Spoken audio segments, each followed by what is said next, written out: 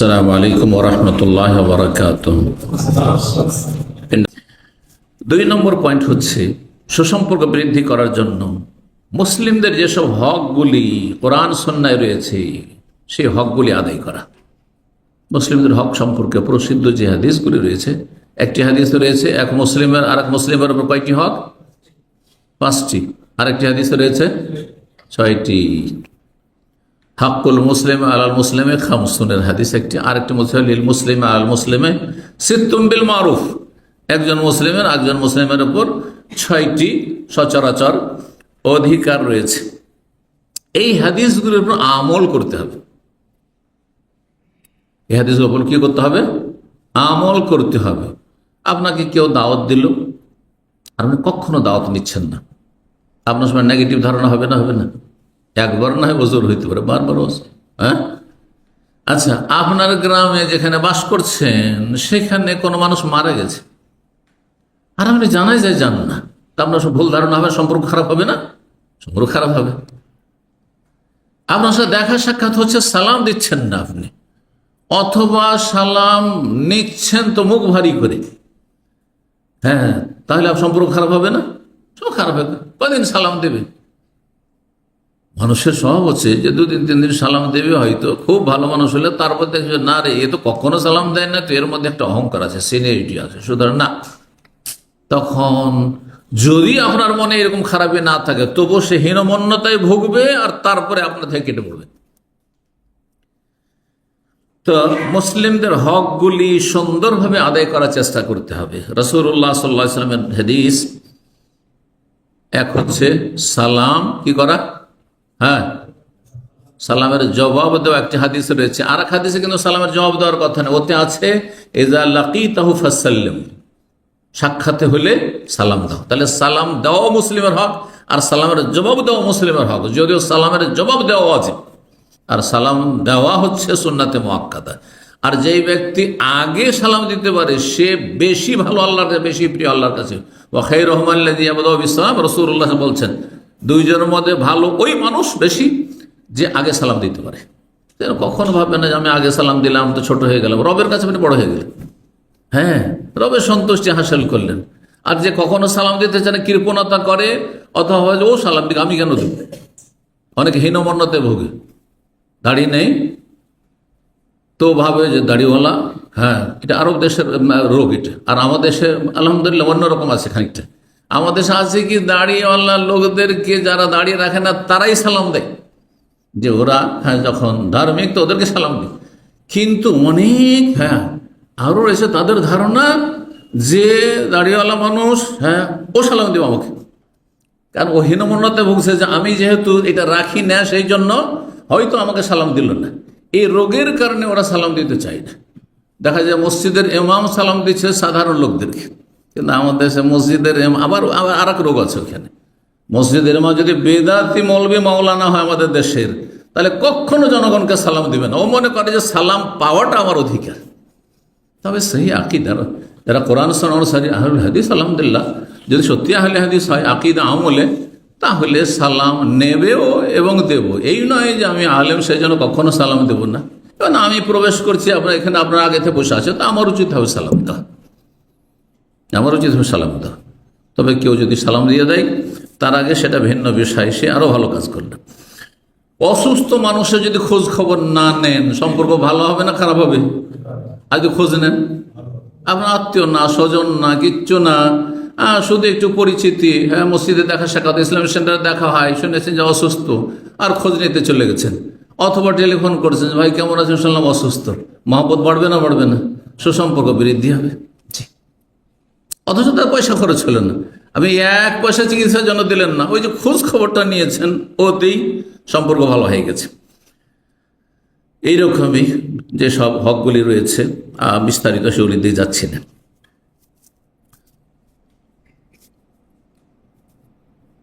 3 নম্বর কথা সংক্ষেপ করি। 3 নম্বর সুসম্পর্ক বৃদ্ধি করার উপায় হচ্ছে নম্র ভাষায় কথা বলা এবং হাসি মুখে কথা বলা। নম্র ভাষায় কথা বলবেন আর হাসি মুখে কথা বলবেন। আল্লাহ, যারা পশ্চিমা দেশে সফর করে, পশ্চিমা দেশে যারা সফর করে, ইহুদি নাসারাদের দেশে, তাদের ভালো চরিত্র দেখে প্রভাবিত হয়ে যায়। আর যদি সাধারণ মানুষ ওই দেশে যারা অত দিনের জ্ঞান রাখে না সফর করে, তো তারা অনেক সময় ইসলাম বিরোধী কথাবার্তা মন্তব্য করে ফেলে। কি বলে যে মুসলিমদের চাইতে কাফেররা বেশি ভালো, মুসলিমদের দেশে চাইতে কাফেররা বেশি ভালো। অথচ এই কথাটি তার হারাম নাজায়েজ কথা, গুনহার কথা হয়ে গেল। একজন পাপিষ্ট মুসলিম যদি আল্লাহ পরকালে বিশ্বাসী হয়, ঈমান ভঙ্গকারী না হয়, বড় শিরক বড় কুফরিতে মুক্ত হয়, সে যতই চরিত্রবান কাফের হোক তার চাইতে ভালো। কথা বোঝা গেছে না? কিন্তু এটা তো একজন আলেম বুঝে, একজন দিনের জ্ঞান রাখে, সে বুঝে। কিন্তু আমাদের জনগণ তো বুঝে না, যার ফলে অধিকাংশ মানুষরা ওইসব দেশে সফর করলে এত প্রভাবিত হয়।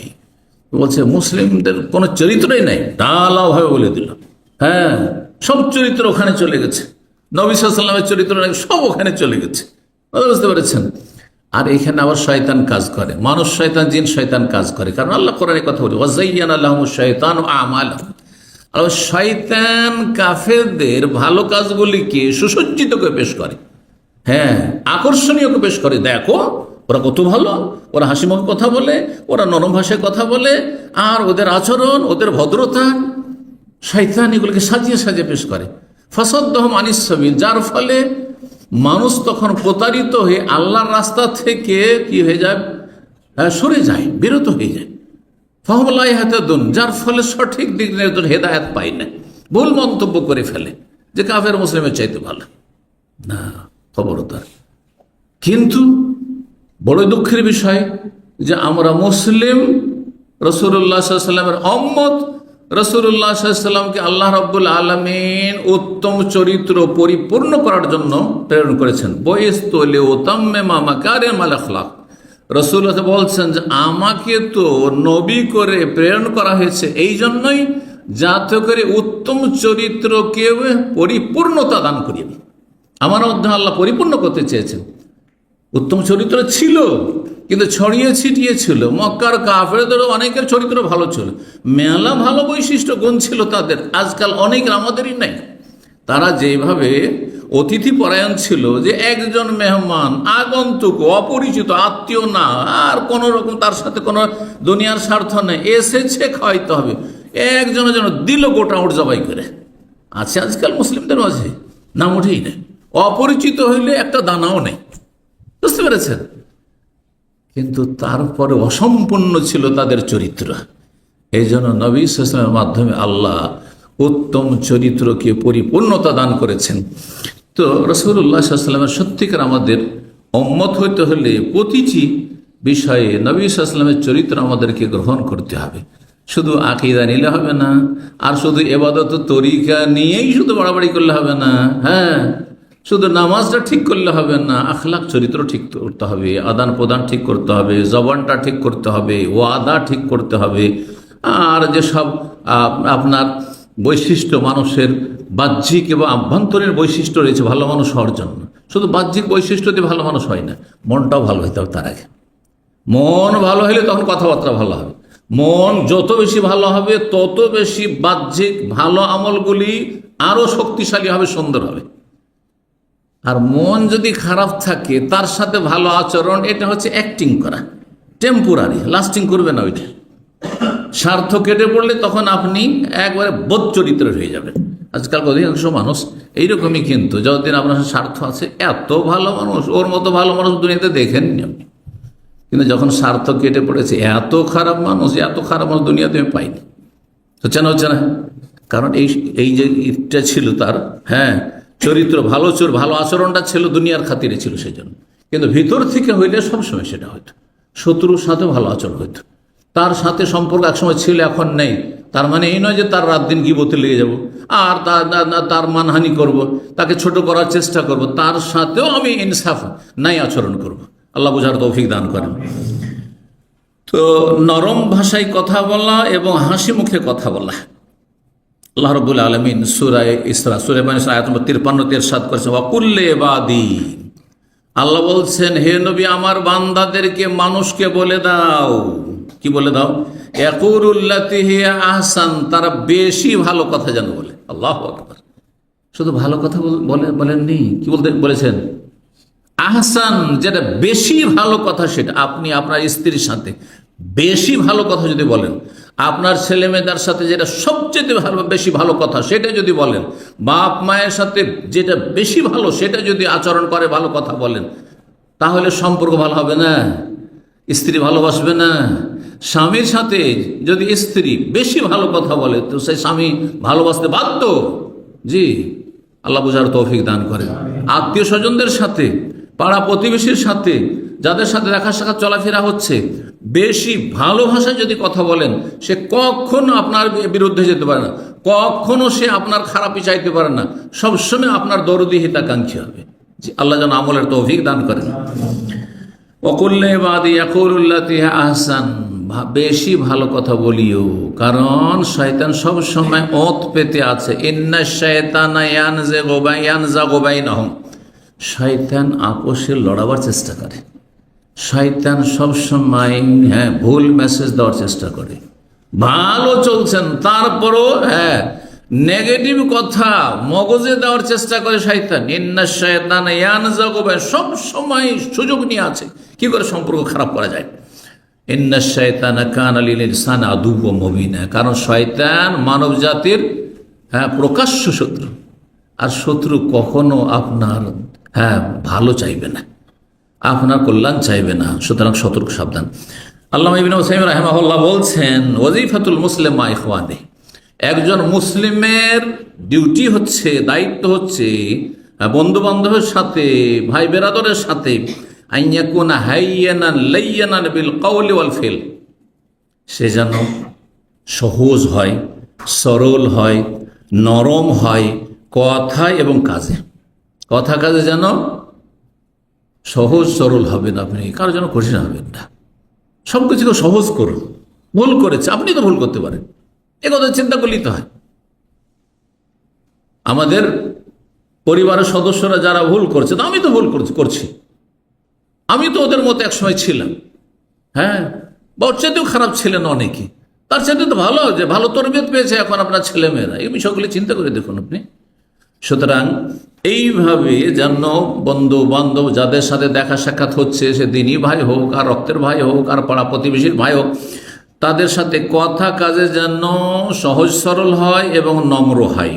কেন? লিআন্না হাযা মিম্মা ইউজিবুল মাওয়াদ্দাতা ওয়াল উলফাতা বাইনান নাস, কারণ যখন আপনি সহজ সরল মানুষের সাথে হবেন, সব বিষয়কে সহজ করে দেবেন আপনি এবং নরম হবেন, তখন এটি ভালোবাসা সম্প্রীতিকে কি করবে? মানুষের মাঝে শক্তিশালী করবে, মজবুত করবে।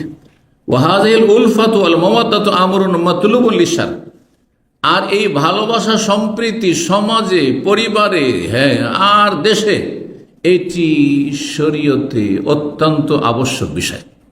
শরীয়তের দৃষ্টিতে, ইসলামের দৃষ্টিতে এটি বড়ই গুরুত্ব রাখে। ওয়ালিহাযা নাহান নবী আলাইহিস সালাতু ওয়াস সালাম, এই জন্য নবী সাল্লাল্লাহু আলাইহি ওয়াসাল্লাম নিষেধ করেছেন আন কুল্লি মা ইউজিবুল আদাওয়াত ওয়াল বাগদা, এমন কোন খারাপ আচার আচরণ, কথা কাজ থেকে নিষেধ করেছেন যাতে মানুষের মাঝে শত্রুতা পয়দা হয় অথবা বিদ্বেষ, দূরত্ব সৃষ্টি হয়। অত্যন্ত গুরুত্বপূর্ণ কথা। তারপর আরো বলছেন যে একজন মানুষের জন্য উচিত যখন দেখা সাক্ষাৎ হবে তখন হাসি মুখে দেখা সাক্ষাৎ করা এবং নম্র আচরণ করা আর ভালোভাবে চলাফেরা করা। বলছেন কিসের জন্য? যে এগুলি হচ্ছে নবী করিম সাল্লাল্লাহু আলাইহি সাল্লামের বৈশিষ্ট্য। আন্নাহু কানা দাইমাল বিশর, সবসময় তিনি হাসি খুশি থাকতেন। ও কাসীরাত তাবাসসুম, সবসময় মুচকি হাসি দিয়ে কথা বলতেন। ওয়া জিদ্দাহুল আবুসু ওয়া তাকতিবু ওয়া দামআউল ইনশিরাহ, আর এর বিপরীত হাসি মুখ হওয়া আর তারপরে সবসময় হাস্যোজ্জ্বল থাকা, এর বিপরীত হচ্ছে কি করা? ভুরুকুঞ্চিত করা, আর তার বিরক্তি বোধ করা, আর খোলা মনে কথা না বলা, সংকীর্ণ মনা হওয়া, এগুলি মানুষের সম্পর্ক খারাপ করে। মিম্মায় ইউহদেসুন নফুর, যাতে ঘৃণা ছড়ায়, যাতে ঘৃণা তৈরি করে। 4 নম্বর সুসম্পর্ক বৃদ্ধি করার উপায় হচ্ছে মানুষের কখনো দ্বারস্থ হবেন না, মানুষের কাছে কোন কিছু চাইবেন না। তাআফফুফ আনিস সওয়াল, সেটা সাহায্য চাওয়া হোক, ভিক্ষা চাওয়া হোক অথবা কোনো রকমের সহযোগিতা চাওয়া হোক, আর্থিক না হোক, হ্যাঁ সময় চাইছেন, হ্যাঁ আর তারপরে শ্রম চাইছেন আপনি, হ্যাঁ বলছেন যে ভাই আপনার তো গাড়ি আছে চলেন একটু আমাকে পৌঁছে দেন, ভাই আপনার তো গাড়ি আছে চলেন একটু আমাকে এয়ারপোর্ট পৌঁছে দেন, ভাই গাড়ি আছে তো এইটা করে দেন, ওটাও করবেন না। কারণ যখন চাইতে লাগবেন তখন একটা বিরক্তি চলে আসতে পারে, সবাই একই রকমের না, চাওয়াটা কমিয়ে দেবেন। এমনকি ধার চাওয়া, যারা জীবনে ধার চান না তারা যেখানে বসবাস করেন না কেন কেউ আপনাকে ছোট করতে পারবে না যে কোনোদিন আমার কাছে ধার চেয়েছিল, অথবা সে ধার নিয়েছে আর তারপরে বিলম্ব করেছে, বলার সুযোগই না আমি ধারই নিইনি, ঠিক কিনা? শুধু সাহায্য চাওয়া নয়, বরং আপনি ধার কর্জাও চাইবেন না। আপনার যদি প্রয়োজন থাকে আর আপনার কাছাকাছি মানুষ হয়, ঘনিষ্ঠ মানুষ হয়, তাহলে আপনার প্রয়োজন উপলব্ধি করবে